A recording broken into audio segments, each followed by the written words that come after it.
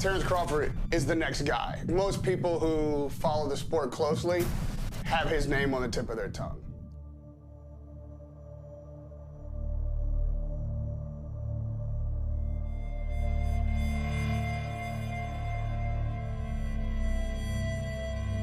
Crawford, we're just kind of waiting to see, is this guy for real? But my managers always would tell me, just take your time, relax, your day will come.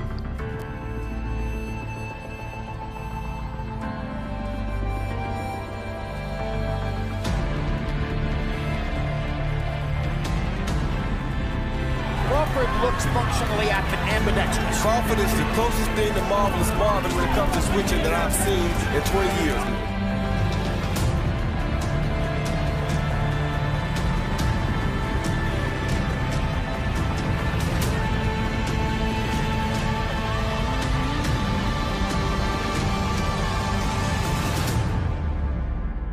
When you in shape, when you prepare yourself to the best of your abilities, nobody can beat you.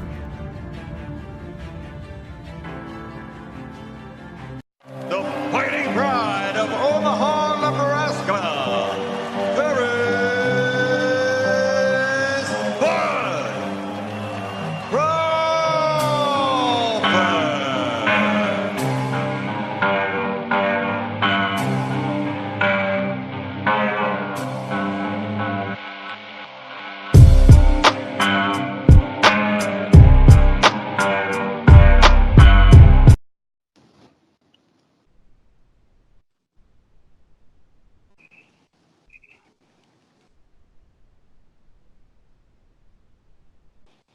And here my heart hits Chuck P. C-Ville's finest here. I'm with my Ohioan brother, Mark Nall, representing for that Ohio Runs Boxing. This is Not the F Out podcast, number 37. Mark Nall, what's happening with you, brother? What's good, man? What's good? What's good? Man, we was having some major technical difficulty earlier, man. If they only knew what the fuck was going on, man. But, I mean, hopefully this sounds good. I mean, it sounds good on our end. Hopefully it sounds good to y'all. You know, but man, it was getting a little scary over here in the Ville, man. I was like, man, we gonna be able to do this shit? Right. right. It's crazy.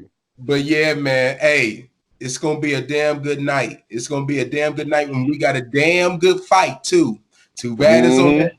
Too bad it's on that damn undercard, because that main event ain't gonna be shit. That main event ain't gonna be shit. You know. Yes. So, with that being said, though, before we get into Terence Crawford and the Mean Machine, Kavaluskas, let's talk about Teofimo Lopez and Richard Commey, man. Now, this is the fight. The fight before the fight is going to be the fight of the night. All right, so we got Richard Commey, man. He got 29 wins, 2 losses, 26 knockouts.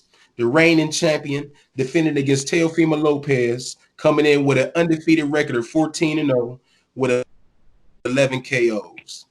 Now, Mark, this is truly a 50-50 fight, man. You know, they mentioned a lot of the other people in that division, the more notable ones, you know, like the Teofimos, like the Lomachinkos and the Ryan Garcias and all.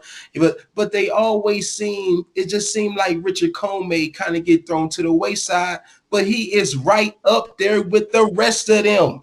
He right up there with the rest of them, you know, and that's why I say this fight with him and Teofimo Lopez is truly a 50-50 fight, man. I mean, what do you think about it, Mark? Yeah. I definitely think it's a 50-50 fight. You know, anytime, and I'm gonna put it like this, man. Anytime somebody fights somebody from Ohio, whoever they face is gonna be a 50-50 fight.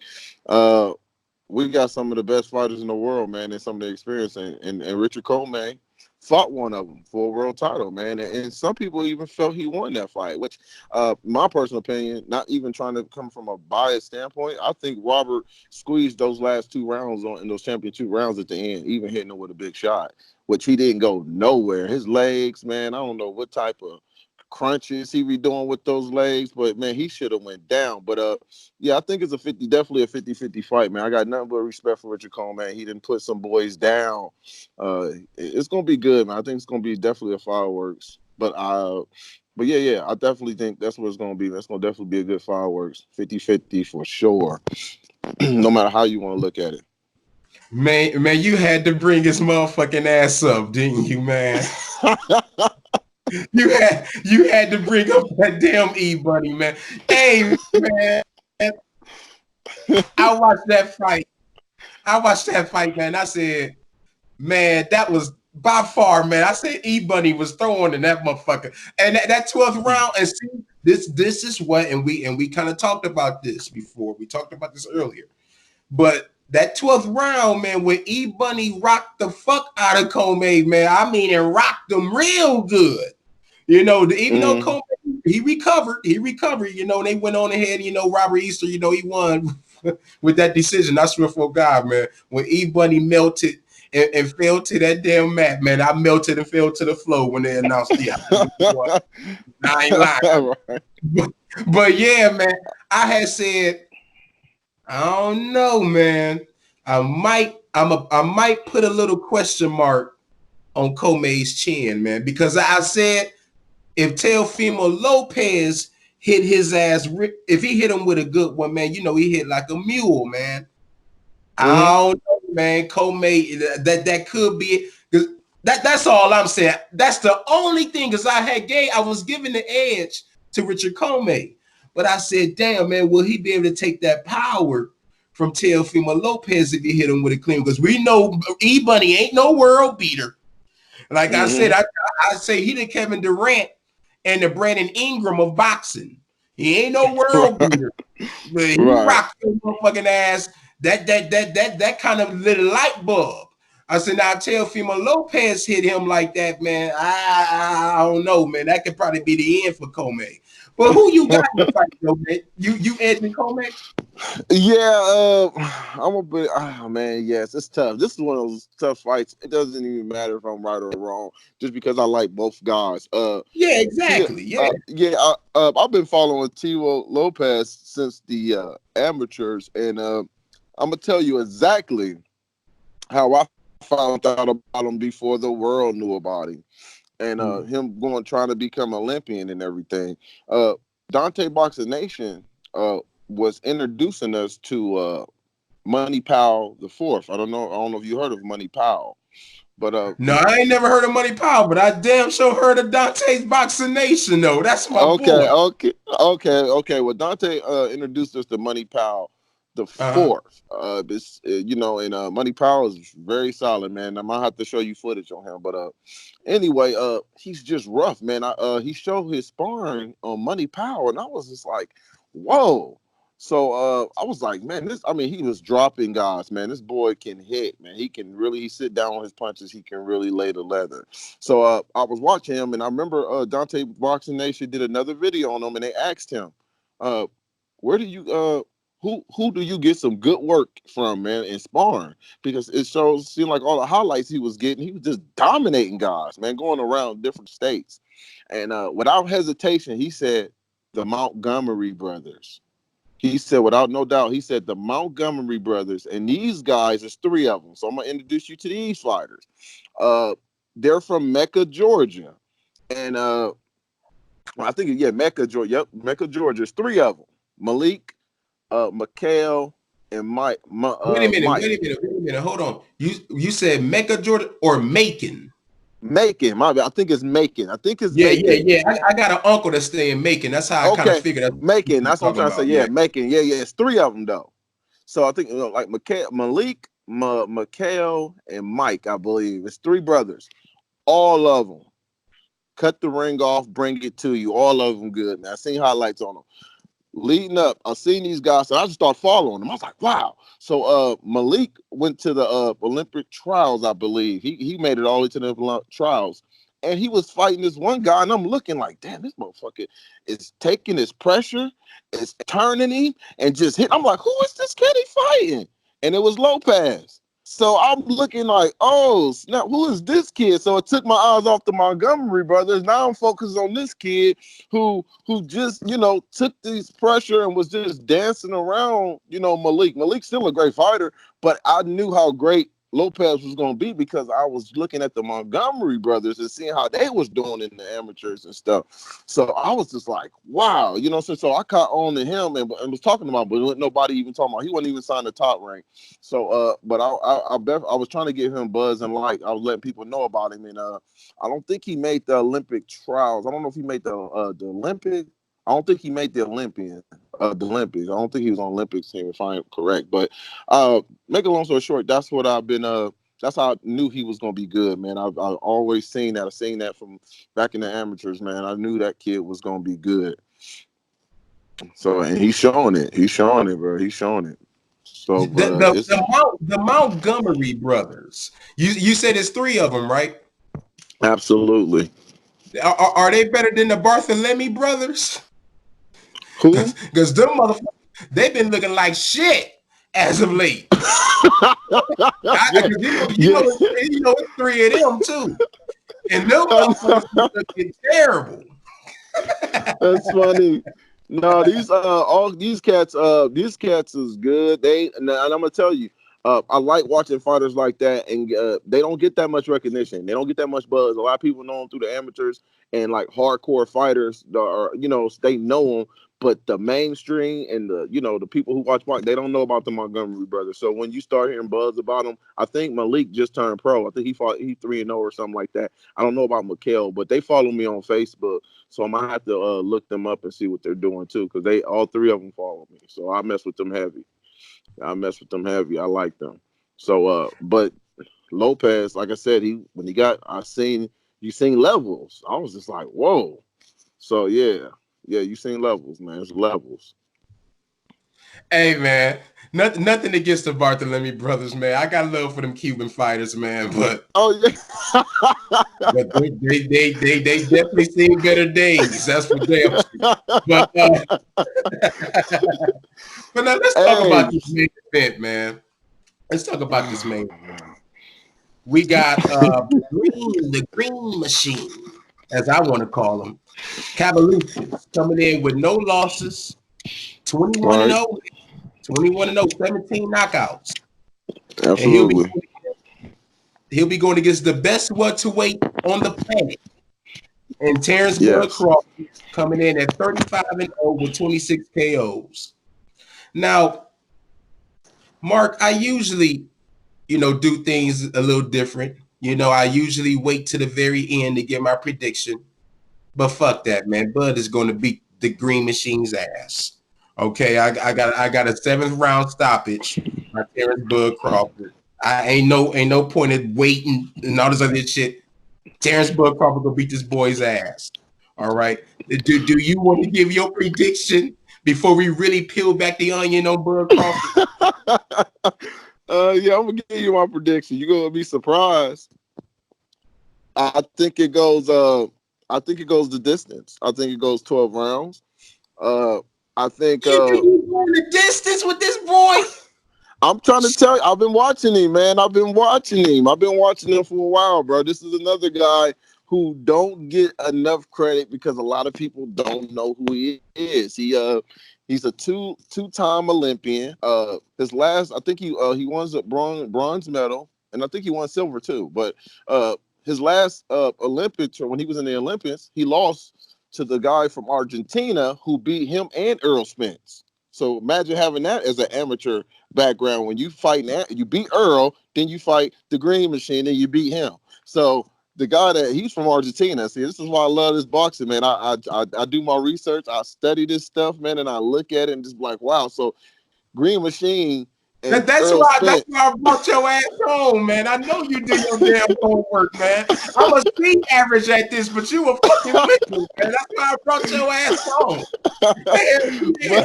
Hey, get me him to the Green Machine, and everybody else. Tell us about this motherfucker, because I don't know a goddamn thing about the Green Machine. All right. Oh yeah. Velasquez. He's a great power puncher.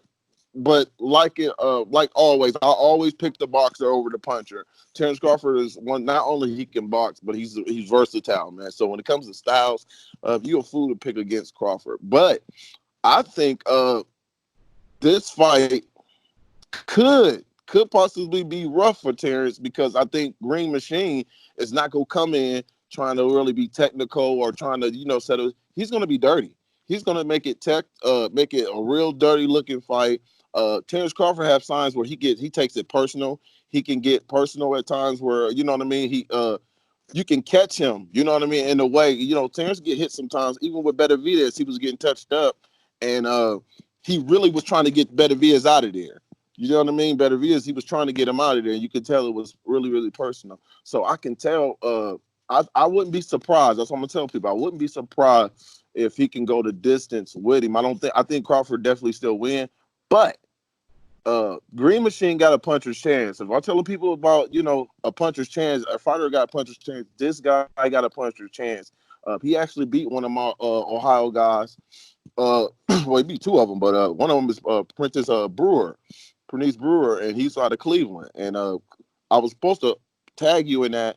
I just posted it, but it was just almost towards the end of starting the show, so I was supposed to do that earlier. But Prentice was talking about he'd never been down before. That was his first time ever going down by the Green Machine.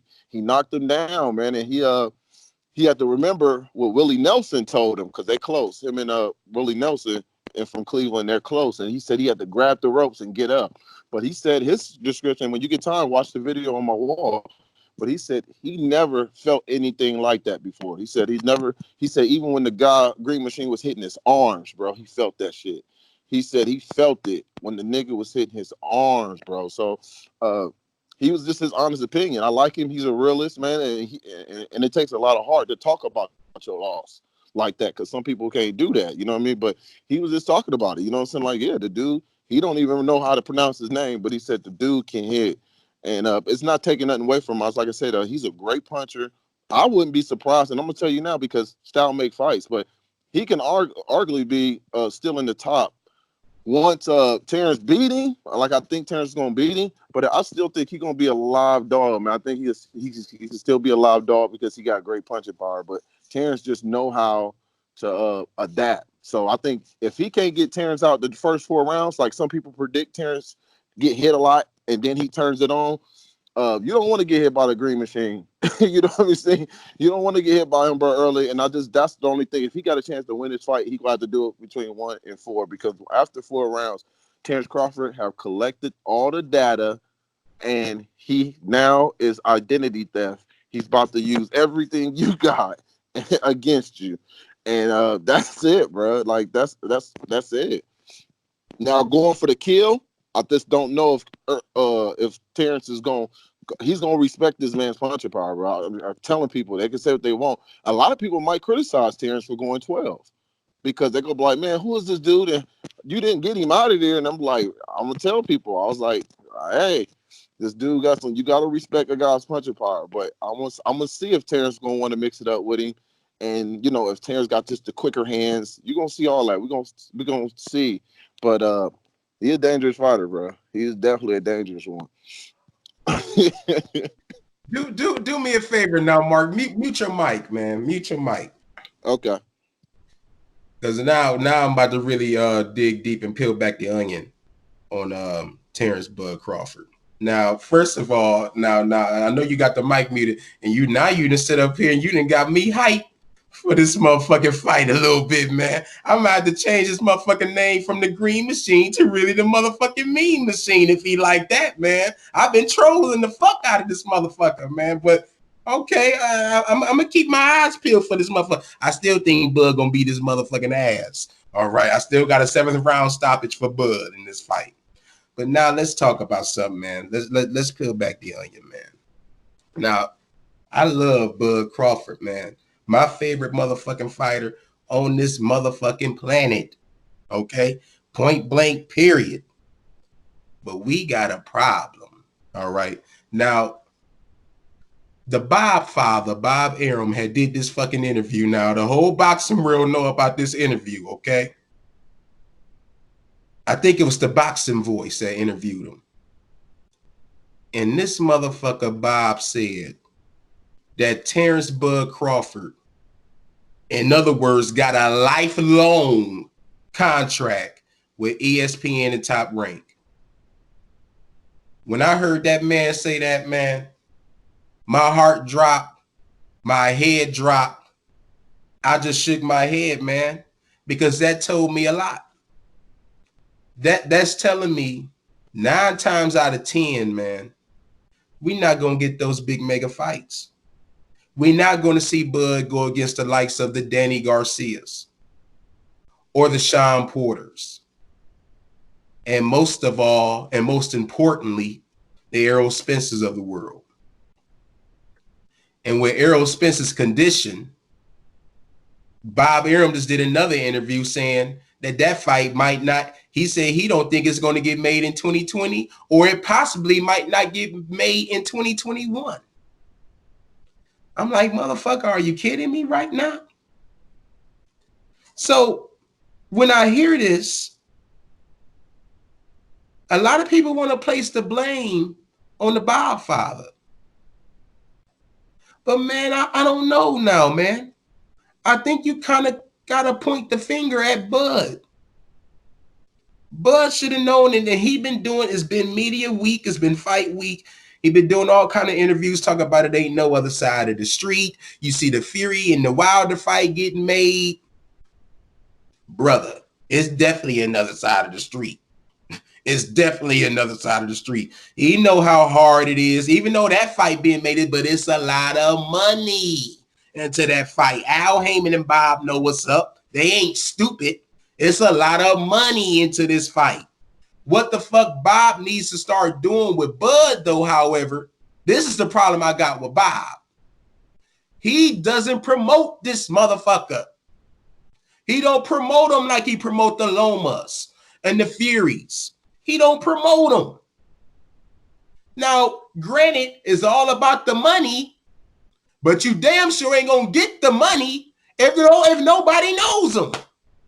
You gotta promote Bud. You gotta get him out there, man. But then he has an interview on ESPN and they showing graphics on his pound for pound list, and they got fucking Lomachenko #1 with no losses. With no fucking losses. And we know damn well this boy lost a fight. This is ESPN. But I don't really think they rock with you, but they really ain't rocking with you, brother. They really ain't rocking with you. Because everybody know damn well that Bud Crawford, you could probably make an argument for Canelo ducking ass Alvarez. But he should be #1 pound for pound, man. He should be #1 pound for pound. The boy was undisputed. He ain't had no losses. So now, granted, his resume at 147 ain't the best. It ain't the best. But what the fuck, man? What the fuck can he do but beat the people that's in front of him? And everybody knows this. It's like I'm preaching to the choir here, but you got to just put this out there. That the only thing that Bud can do, and this is it. This is his decision. He made this decision. He decided to go back to Top Rank. Only thing he can do now, y'all, is just beat the people in front of him. And the only people that might give him good fights, well, Mark said the Green Machine might, but the 140 pounders coming up, the Regis Prograis, the Josh Taylors, the Jose Ramirez's. It seems like Bud is going to have to create his legacy by fighting these fighters. You know something, Mark? I want to mention somebody to you, man. And this boy was from Ohio. See, I love how we can implement these Ohio fighters and put them into this shit, man. Because at the end of the day, Mark, I'm almost afraid that when Terence Bud Crawford's career is over, we will be comparing him to this man. I want to throw a name out to you. Aaron Pryor. Aaron Pryor from Cincinnati, Ohio. Now, the only difference between the two is Bud Crawford's undefeated and Aaron Pryor has one loss. One loss, total of like 40 fights with one loss. But come on, man. What great fighter back in the day didn't get losses? You know, unless she was Rocky fucking Marciano. You know, all the greats had losses. This boy, Aaron Pryor, was a bad boy. My old man used to always be high on Aaron Pryor. But you want to know what Aaron Pryor never fucking had in his career? Much like Bud? That number one fucking fight that was going to define his career. He never had it. Now, he came close with Sugar Ray Leonard, but he claimed Sugar Ray was throwing pennies at him. He said, I'm not going to fight you for $750,000. And Sugar Ray looked at this motherfucker and said, well, I'm done with you then. You're not going to have no big coke party off of me, motherfucker. If $750,000 ain't enough for your ass, I'm not fucking with you. And with that being said, another black found crack, and that was the end of that. You know, Aaron Pryor, you know, that shit, that dope fucked his career up. Now, he ended up, you know, recovering, getting off of it, but he ended up passing away due to heart failure, man. May God rest his soul, man. Aaron Pryor, Ohio boy, man, was cold, man. But when it's all said and done, when Bud shit is over with, and if he don't have any good notable names on that resume, I mean, damn it, you talk about Sean Porter, your best friend. Why don't you ask your best friend for a favor? Why don't you ask that motherfucker for his name on your resume? Because you damn sure need it. If he doesn't have any of those notable names on his resume, you can make a strong case that his career was Aaron Pryor-ish. What you think about all of that, Mark? Ooh, man, you dropped some bombs, man. You dropped some bombs. Where do I start, man? We have a few disagreements on this one, and you probably gonna be shocked to my response. But hey, this is what it's for, baby. This is what we debate boxing about. First, I'm gonna end it with I'm gonna start it off with the Aaron Pryor. Yes, Aaron Pryor was great, man.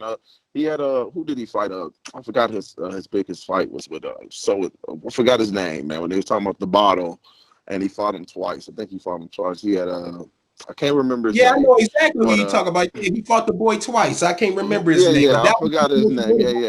Those was back to fights. And Aaron Pryor only loss came to an Ohio guy from Mansfield, Ohio. That was his only defeat. So, you know, it took an Ohio guy to actually beat him, you know what I mean, towards the end of his career. So, I don't know about, I think Terence Crawford, man, first of all, we can go back to the Bob Arum thing. I don't think, first thing you need to understand about Terence Crawford, people make their opinions and they think he did it wrong. This is what you need to understand. Terence Crawford is loyal. He's a loyal brother. That's the first thing people need to pay attention to when you got somebody that's loyal, man. And I understand when somebody look like they doing something wrong or like, man, you just leave. He's loyal. And let me tell you another thing. Terence Crawford is not flashy, you know, with money. He don't need all the jewelry. He don't buy the fanciest cars. He buy old school stuff. He just likes fishing. I mean, this is his character, what he shows people, man. This is just who he is. He got a lot of money saved up, man. He's well off. He can leave right now in the sport and be cool. You know what I mean? When you got guys like that, all they want to do is just fight. They don't want to be their own type of fighter where they can just make their own moves like Mikey Garcia and who else doing it? Canelo is doing it. He want to have a promoter. Some people just don't like all that other stuff. I just want to fight. It is what it is. Now he trusts Bob Arum. I believe he trusts Bob Arum to get him fights. You know why? Because he's seen Bob Arum get other fighters big fights. So when they say that cross the street stuff, Tyson Fury is fighting Deontay Wilder. You know, that's supposed to be set up. So this is what he's telling Terrence. How is it that it's across the street? And it's another thing. The Danny Garcias, the Earl Spence, the Sean Porters, they don't have a promoter. They're loyal as well. They can easily go across the street and make a fight. But why won't they do it? Because of loyalty. the whole blueprint of this whole mess right now is because of loyalty. And I respect it in a way. But as a hardcore boxing fan, we want the best fights. We Yeah, well, want the best fights. loyalty, and a lot of stubbornness too. Oh yeah, absolutely. But I think what PBC, so you got to look at the whole thing. What PBC doing? They have a plan with certain fighters. With Earl Smith, when Earl Smith seen Terence Crawford face to face, Terence Crawford's like, "Hey man, we can make this fight now."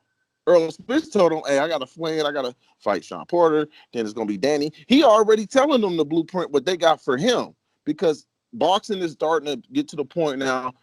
They can build a star. They're trying to make stars without even have to cross the street. Just look at Tank. Tank didn't fight Tevin. He just went up and he's about to fight Gamboa for a vacant WBA belt. But Ellaby said, we have a plan for Tank. Tank getting knockouts. He's getting people. They don't need the big fights yet. They want to be up to this point where they become like Floyd Mayweather. Floyd Mayweather has created this A side.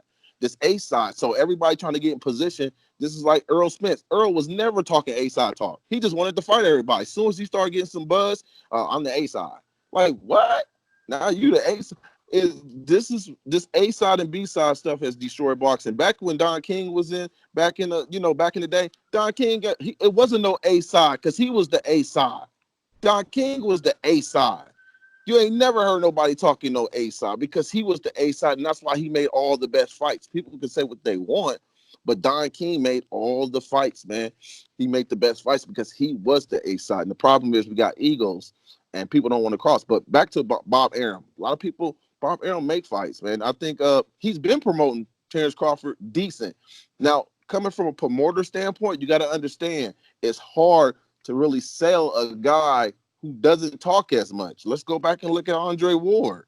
We can go on and on about some of the best fighters who even left. Andre Ward was his own man. He left Top Rank. He went on with Rockefeller for a minute, signed with Jay-Z for a minute, and then I think he moved. I forgot who else did he fight for? I think it was just it was never in PBC. I think it was just HBO. It was just HBO. I think he went to HBO. But he was another one, great fighter. But he doesn't appeal to everybody. He's like the great American. People like controversy at times. It's sad to say, but people like the controversy. But you got to have the good people too. You got to have the good, humble kids as well too. But they can only sell so much. Terence Crawford is the best fighter, but is he the one that you can sit there and sell to everybody? You know, he's the best fighter, but could you sell him to Tyson Fury? Got a personality out of this world, bro. You know, he doesn't fight better than Terence Crawford. He stinks up the place, but the boy can sell a fight. You see what I'm saying? He can sell a fight. And But see, I think here's my thing though. But here's my thing. Now you right about Fury. He has a personality, but Lomachenko can't talk English. But fucking Bob Arum promotes the shit out of him, and everybody know about damn near Loma. Damn near everybody know about a Lomachenko. But right, but look at the whole thing. I get that. It's always been about race when it comes to that, but we need the Great White Hope to get more people into it. Bob was one of the first ones that said most of the white people are watching USC sports. You know what I mean? He knows how to dictate, bro. And I tell people that he knows how to he's trying to grow the sport. And I understand he overdo it. And I understand he looked like he's favoring other fighters more than others. But Lomachenko had a great amateur. You're gonna sell him. I see how he tries to sell him. Sometimes it's height. Lomachenko might not be as good as people think he is. You know what I mean? But he's selling that. The only thing I don't like is if you're selling it, then try to prove it with some of these other fighters. Don't sit here and fight Billy Joe and him and then say, hey, he's still the best. No, you know, it gets to a point where you're gonna have to start really putting them in here with some top guys, man. So that's the only thing that for me, when you're promoting these guys, when you're doing it like that, start putting them in there. Don't try to age other people out and then all of a sudden you want to put them in the ring. I don't like that. I see people do it. Floyd seemed like he's planning on doing that. They don't want to put Tank in there with Loma right now. Some people believe Tank can beat Loma. I don't. I think Tank ain't mentally ready for Loma right now. That's just me. And I think Floyd and Ellaby feeling the same way. But back to what the Bob Arum and Terence Crawford, I just think Terence believes in Bob, and now they talking about fighting Sean next year, and I think those fights can be made, but that's gonna be Sean Porter can be a rough one, man, because his style is just it's rough. It is really, really rough, man. It's a rough style type fight for Terence Crawford, but that would be a good one. Believe it or not, since after the whole Errol Spence shit, I got that fight at 50-50. I can't believe I'm saying that. I got that fight at 50. Yeah. Go ahead. But now going back to Bob Arum, you said that he following Bob Arum. If he really pay attention to Bob Arum, let's look at the fighters that left Bob ass. Let's look at the Mikey Garcias. Let's look at the Manny Pacquiao's. Hell, you mentioned them. Let's look at Floyd Mayweather.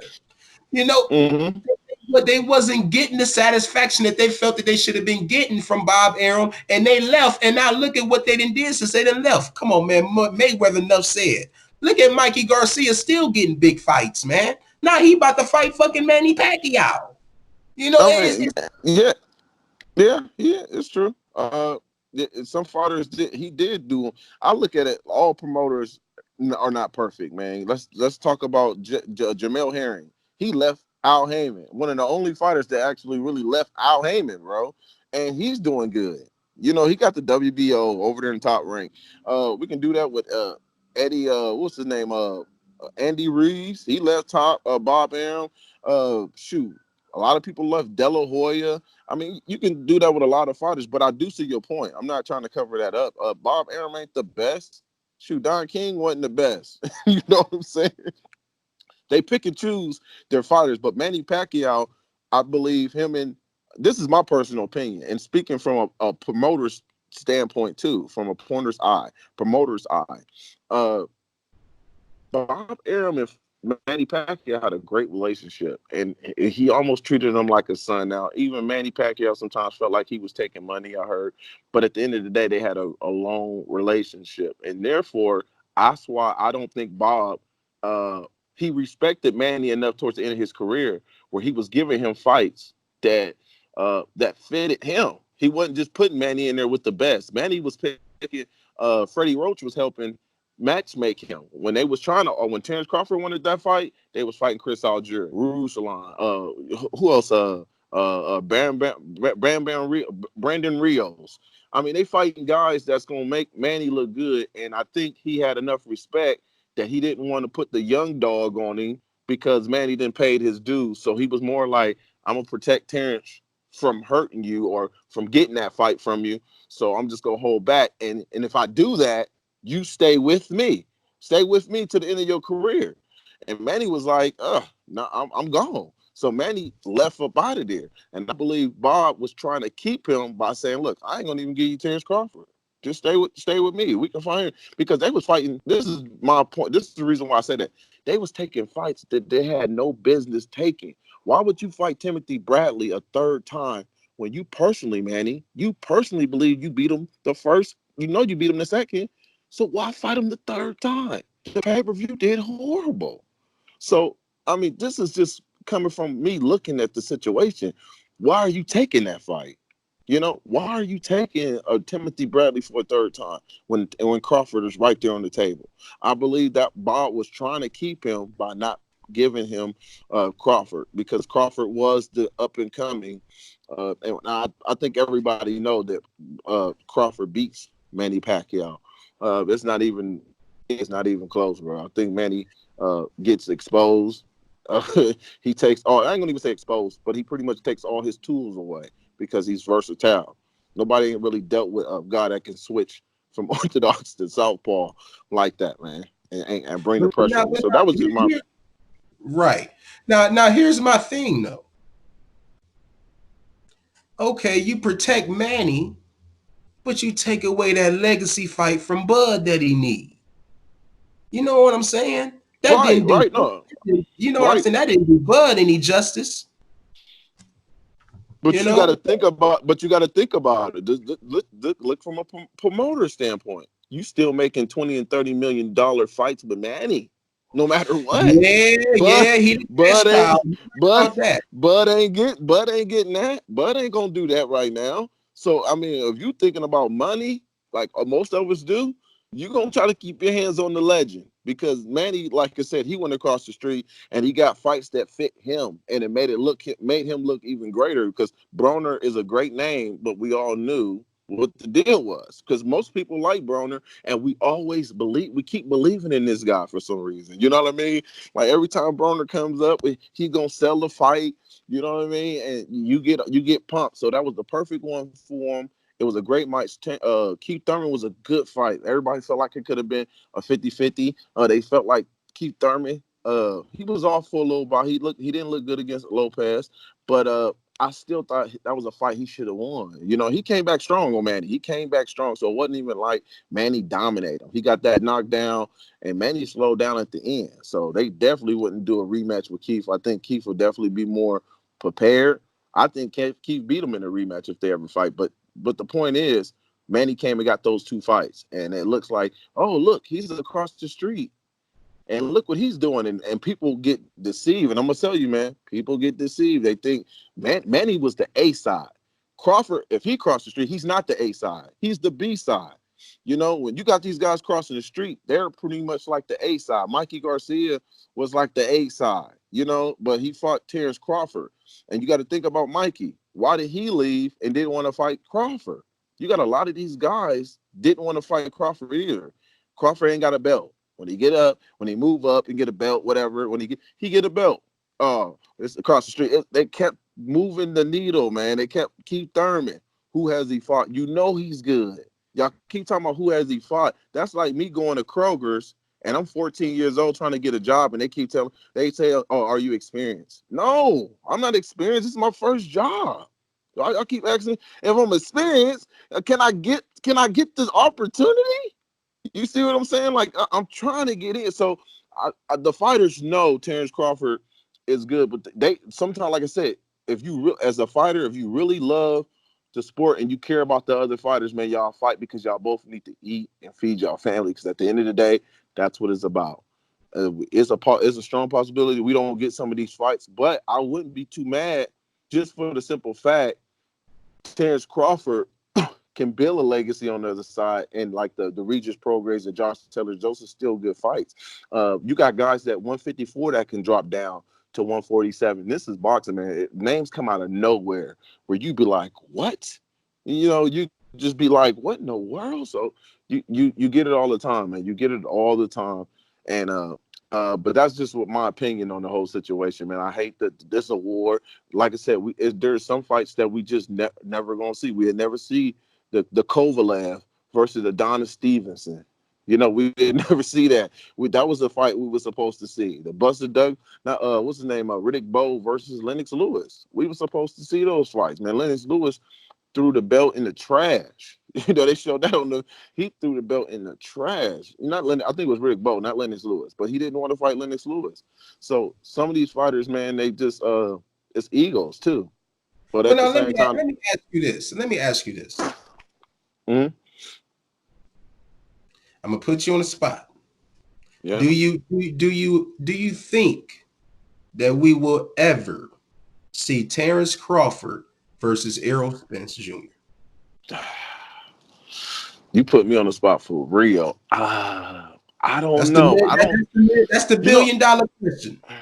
Oh man, listen, I would love to see it. I just don't think Earl gonna stay. I don't think Earl gonna stay at 147, man. And he was hinting at that. I'm gonna tell you, after he fought Sean Porter, he was hitting at him moving up to 154, fighting J-Rock. You remember that? I don't know if you remember that. And a lot of people don't know. I remember it vividly because during that fight week during media, he kept on saying that shit. He kept on saying how it's hard for him to make 147. Yeah, he kept on losing. Now here's another thing a lot of people didn't know. Earl Spence fought at 154 his first 7 pro fights. His first 7 pro fights, he was super welterweight, bro. And he dropped down to 147. So he was already fighting at 154. You know, the 7, he was comfortable. When you fight 7 fights, you're comfortable. He dropped down, I think, the 8th fight, and that's when the fight he got rocked by the African. in the first time. That was the first time he dropped down. He got rocked by the African. You know what I mean? But I think he's going to move to 154. I think he was trying to wait for what Charlo to clean it out, or is he going to get belts? He was waiting for what Charlo to do, what they was going to do, Jamel. So they're not trying to get in each other's way. So, but I think he's going to move to 154, and Crawford just going to stay. Crawford will be boldly moved to 154 too. Crawford will be like, "Ball, could I go to 154 too if I have to?" But I don't know, man. I hope we get that fight. I really do hope we get that fight, but I just don't. Right now, I just don't know. I'm gonna say, I'm gonna go with no, man. I'm gonna go with no. But I think Terence Crawford's still gonna get one of the three over there. Keith, Danny. I still think he can get one of those fights that can help him. But I'm gonna tell you like it is. Danny Garcia is just the name, man. He's a flat-footed guy, and people gonna say, "Oh, you shitting on?" No, I don't shit on him. I go by what I see in the ring. Danny Garcia is a great fighter. He got one of the best left hooks in the game, bro. But he's, like I said, Lamont Peterson. The last 6 rounds, boxed his head off, took it to him, bro. Did whatever he wanted to do to Danny Garcia, and that's what Kenny Porter and that's why Kenny Porter got Barry Hunter when they fought Danny Garcia. It's the reason why he got Barry. Barry was the first one to actually seen that because they seen what Maurice Herrera did. You see what I'm saying? But the point, I don't want people to get so caught up in just names. Terence Crawford is fighting Danny Garcia and he beat him, and he's like, okay, he's really the best. And I'm like, it's just the name, because style-wise, I think Terence Crawford is better than Danny Garcia. But as boxing fans, we still want to see the fights happen. I get it. You know what I mean? But I won't be impressed. I'll be the first one to tell you. I won't be impressed if Terence drops.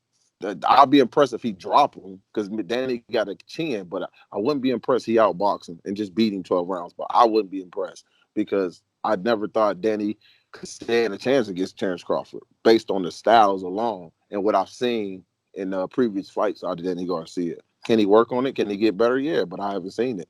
So that's just me. When it comes to names, people want to praise you because you got a name. Right. Well, me personally, I'm with you, brother. I don't think we will ever see the fight. But I do think that we'll get the Sean Porter fight. I think we'll get the Sean Porter fight. I don't think Bob really gives a fuck about Danny to sit down with Al and do a fight. And he damn sure don't give a fuck about Keith. I think he thinks Keith is on the downside of his career. You know, so I think he'll probably get the Sean Porter fight. But I mean, I don't know what he gonna do, but I know one motherfucking thing that we both can agree on, and he will be beating the Green Machine. Okay. No. Right. Damn it, we know that. We know that. So, hey, man, I want to thank everybody for checking out this episode of Not That Far Podcast. Hey, man, I felt that this was a good one, man. We had to peel back the onion on Bud Crawford for a little bit. Follow me on Twitter, man, at ChuckP216. Do us a favor, man, and jab the like button before you go. And if you're not an official hard hitter or resident of the Ville, all you got to do is just hit the subscribe button. Doesn't cost you nothing, man. I want y'all to enjoy those fights, man. We already know the fight before the fight will be the fight of the night. Teofimo Lopez, you know, that's gonna be a good one, man. And I don't know. I might come back after the fight for the after party show with Mr. Cleveland, or we might have it up Sunday morning. You know, so either or it'll be up, man. So Chuck P. C-Ville's finest, my brother Mark Nall, man, from the Ville to the real. We up out of here, man.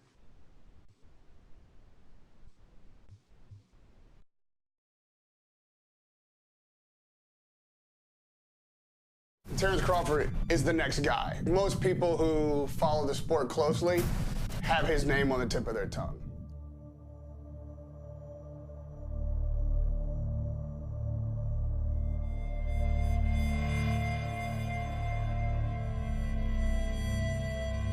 Crawford, we're just kind of waiting to see, is this guy for real? But my managers always would tell me, just take your time, relax, your day will come.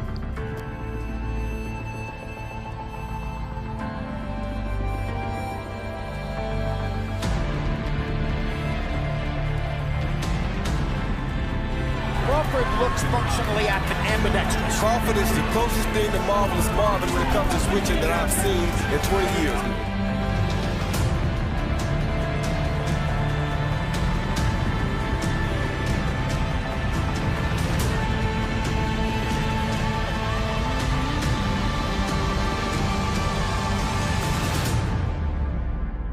When you in shape, when you prepare yourself to the best of your abilities, nobody can beat you.